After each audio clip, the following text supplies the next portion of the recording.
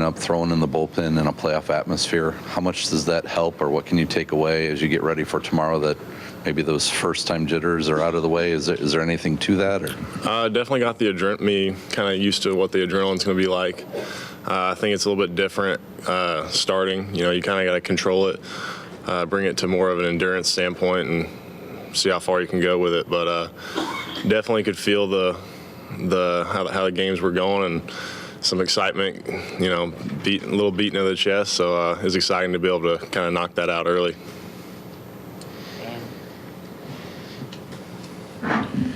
Dakota, regardless of how today goes for you all, tomorrow is either going to be a game where you're on the brink of elimination or where you can clinch a victory in a playoff round. What does it mean to you to sort of pitch in that kind of high stress, high pressure, high excitement environment in an elimination game? Regardless of what it is, I'm gonna give all I got. No matter what happens today, my effort level, my process, my focus is gonna be the same tomorrow. Two questions, if you'll permit me. Have you seen the billboards? Yeah, Mississippi State. They reached out. They did it for Woodruff, and it's just exciting to kind of have that support from a program that did a lot for me. Are they on your way to the ballpark? Do you see one? Or? I didn't see one on the way today, but I've been on the lookout, and I've had the social media, my family kind of let me know about it. So. The baseball question I wanted to ask is, sometimes sinker ballers talk about if their arm is too live, that the pitch gets too firm, the movement isn't quite there yet.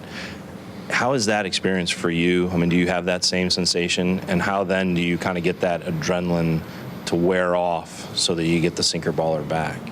I think a lot of it comes with your focus. You can have moments where your arm is super live, but then again you're also up in the zone. You may lose that focus of throwing wherever you throw, and that extra execution may leave balls a little bit more middle of the plate.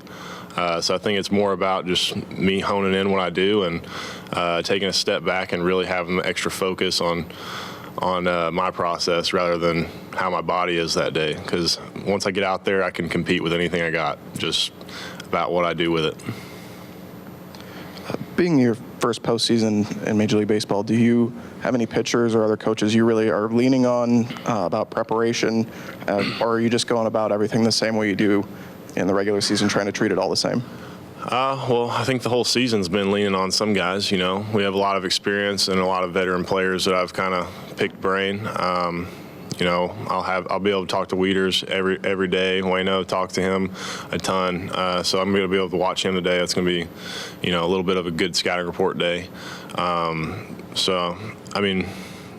I just kind of pick everyone's brain that's had the experience. We're fortunate enough to have Mad Dog out there too. So just going to go about my business and how I focus on getting ready and see what I see today, and as well as the first two games, and just kind of build off of what I see and take it and make it my own.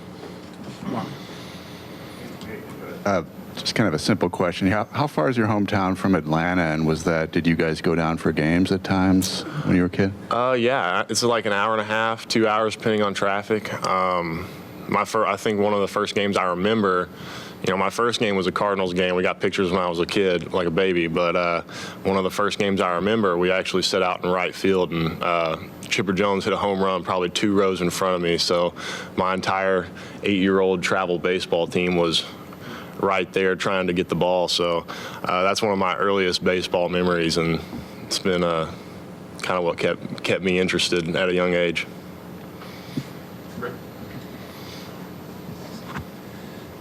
For a couple of days, did you enjoy meeting up with some of your old pals in the bullpen again after being there all last year? Yeah, I just got told Webb goes, "Oh, I guess you're back to the dark side," so back to starting. But yeah, the bullpen's always an interesting place to be. There's a lot of different conversations, a lot of different guys you really don't get to connect with as much during the game time. So I'm pretty close with those guys and consider myself to be pretty close friends with a lot of them. So it's good to get down there and be able to experience that moment with them. Dakota, Waino told us yesterday that we maybe don't see as much of the fire he says that he's seizing you in the dugout, whether it's during starters or whatnot.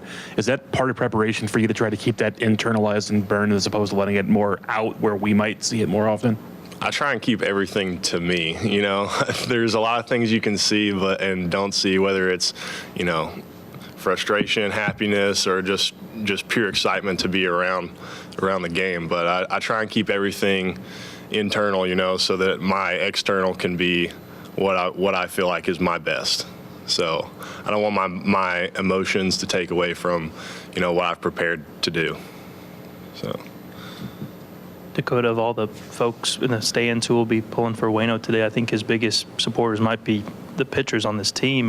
Can you just, what does it mean to see him in this moment, this game, with all the ups and downs he's been through, and what he's meant to you all and helping bring you guys along?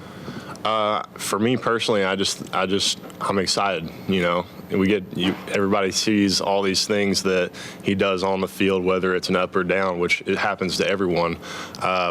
But you don't see what he talks about with us younger guys, what he goes through, what his preparation looks like for him to get out there every day. And I've seen him work all year, and I think we've seen him in September build up to be a pretty good month, you know. So I feel like he's gotten better even as late and as the season's gone, and I'm excited to watch it, you know.